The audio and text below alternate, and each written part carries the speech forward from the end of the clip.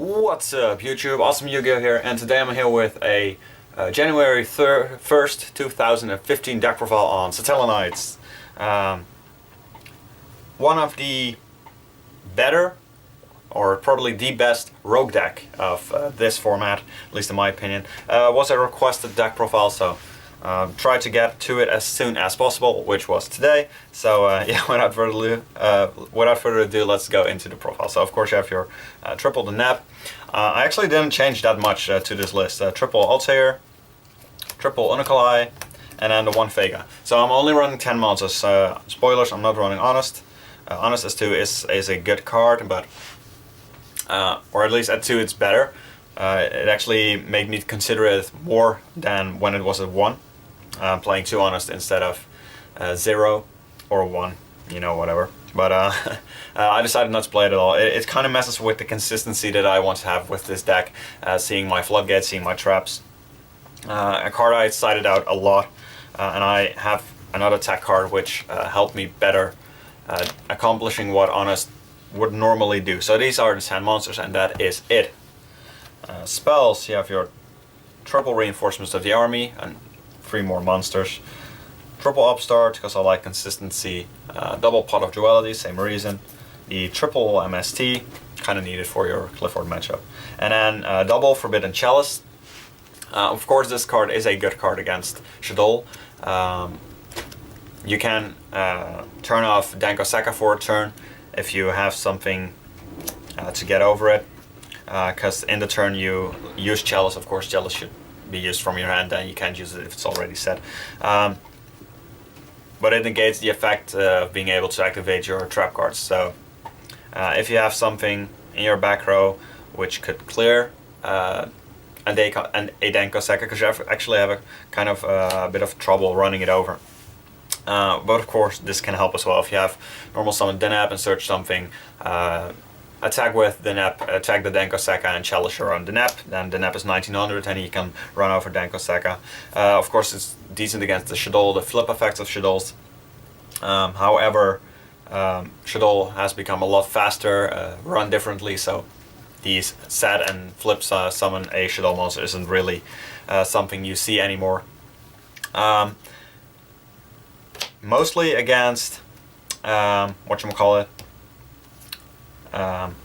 Burning Abyss. I've really taken a liking to this card, because when you have your Altair or your Denap laying there in face attack position, if your opponent's Dante is going to mill and become 2500, you can chalice it in the damage step. Now it loses the attack boost it got from the milling, so let's say he milled 325, he would attack with 25, feeling extremely safe, attacking your Denap, which is 1500.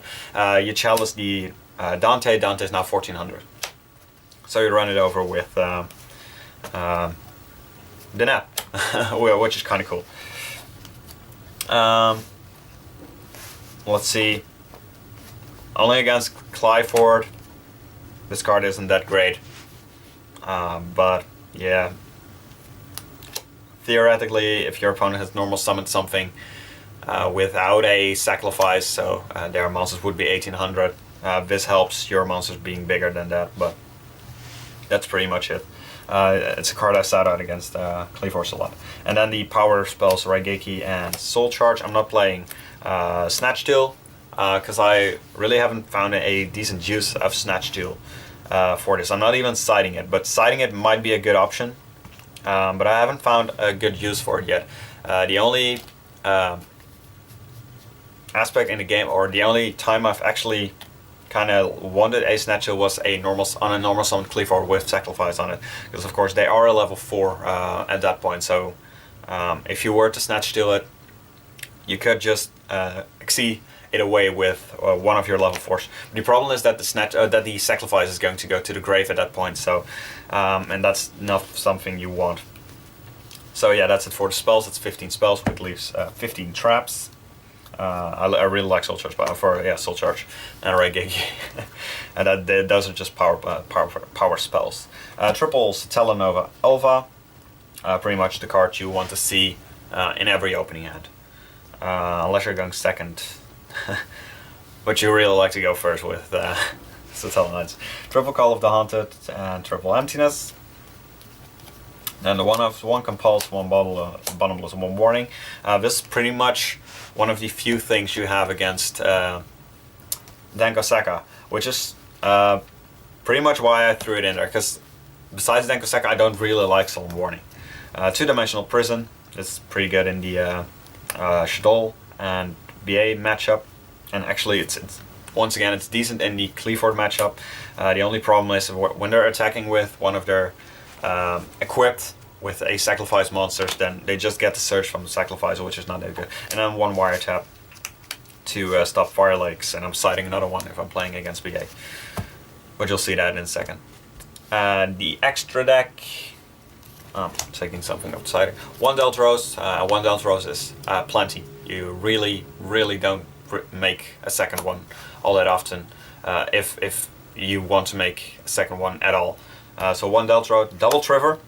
I feel Trevor is, in general, it's better than Deltros, but of course there are times in which you would rather have the Deltros. Trevor actually kind of like the same thing. You don't really make a second Trevor in a game at all, but with Trevor I really didn't want to take the risk of needing a second one and not having it, so I did play two Trevor.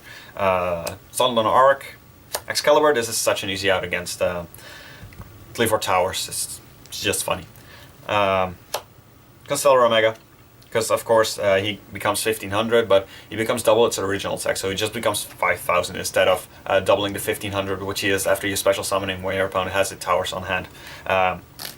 So yeah, 2000 runs over towers, over 4000 runs over tower every time. Constellar Omega and a Cowboy to make game in main phase 2, because of course when you use Altair's effect, only Satella monsters can attack.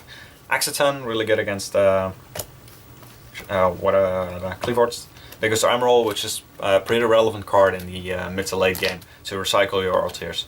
Double Castell, your best friend against both Shadol and Burning Abyss. Dweller, another good friend against Burning Abyss. Kergorgon, this just beats over things. I might cut the Kergorgon for Rebellion, but I do like Gargorgon in games 2 and 3 when I have some floodgates in the main deck to bounce the MSTs to an appropriate target for me. Number 80, Rhapsody, a decent card against some of the more roguish matchups. Not really something you make a lot against Shadol or Burning Abyss or Clifford. Ragnarsar is something you do make against Clifford a lot, and it's really helpful and really good. So that's it for the extra deck. Side deck, Triple Maxi for Burning Abyss. Because Burning Abyss is one of those stupid decks who wants to go first all the time as well. Double Twister for obviously Cliffords.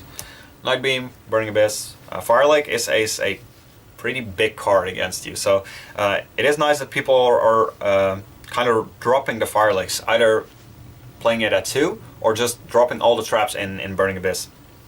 It's kind of helpful for this deck because Fire Lake is one of the biggest problems you have with the Burning Abyss matchup. Dimensional Fissure, not a Floodgate. 2 Diffusion for Shadols. Double Breakthrough Skill, pretty much also for Shadols for the Winda. Double Shadow Imprison Mirror for Burning Abyss. Soul Drain for Burning Abyss, and Wiretap for Burning Abyss, mostly. But it also helps against skill drain variants of Cliffords. And it's a pretty good card against rogue decks in general. So that is the deck profile. Can I find my monster here, my monsters? Now I need to do the swipe, because that's what I do on this channel. Thank you guys for watching. In the comment section down below, let me know what you think of this deck. If you do run the Honest, and why are you running it? Because like I said, I did consider Honest, and then I would play 2 if I were to play Honest. But Honest is, in my opinion, is more of a win more card, and it can kind of clog your hands. If you have like 4 traps and then you have the Honest as a monster, that's not really helpful. But yeah, let me know what you think of this deck.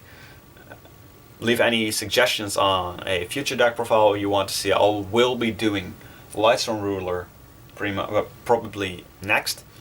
And I really want to profile a Shadol deck as well again. So yeah, be on the lookout for that. Thank you guys for watching. I'll see you guys next time. Bye.